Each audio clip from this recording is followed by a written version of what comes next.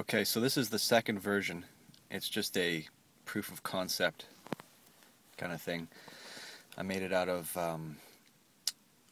plastic from a 3-ring binder and 2 pieces of 2x4. The left-hand side over here has it's about 1 inch high, and this one's about 2 inches high, so that way it has a bit of an angle towards me. I just held it on with zip ties right in the corner here, just wrapping through the vent.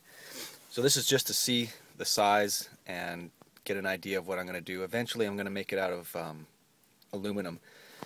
I've got a MIG welder and it can weld aluminum, so I'll polish it up and make it really nice. So I just wanted to find out the size and make sure everything worked. I'm going to cut a hole out in the center here of the aluminum one so that I can see the stereo and use all the buttons and stuff when I don't have the iPad hanging up on there. So this is just a regular iPad portfolio, I think they call them. Opens up, automatically turns on. So what you do is slide it in behind, drop it on the front, and there you go. Fairly simple, straightforward. I got a wire plugged into the stereo. I plug it in here so I can listen to music, and everything's good. One of the problems I had is every time I stepped on the gas, it would fold out a little bit or flip out a little bit. So I'm probably going to make my next version with a little bit of extra angle on it so that it sits out a little bit. I got this side at about a 1 inch away, this side about 2 inches away. So then I'll make the bottom at least 1 inch, maybe a little bit more, and that way I'll hold it a little firmer. So here's the aluminum version. I think it still sticks out a little too far. I'll probably cut off just along the back here and tighten it up, make it a little closer to the stereo. I think I've still got room.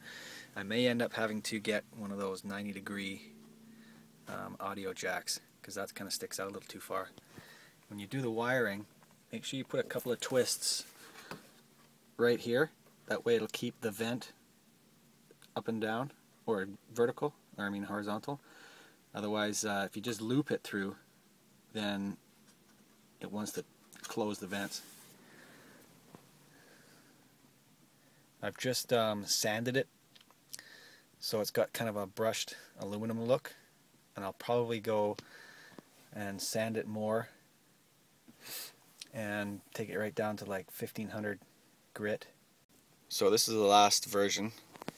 I went right down to 2000 grit sandpaper. I got a really nice polished, smooth look to it. I got the little black wires in it so they're not quite as noticeable. Make sure you put a little twist right here so that it keeps the vents horizontal. I'll put the pad in here, see if I can do it one-handed again.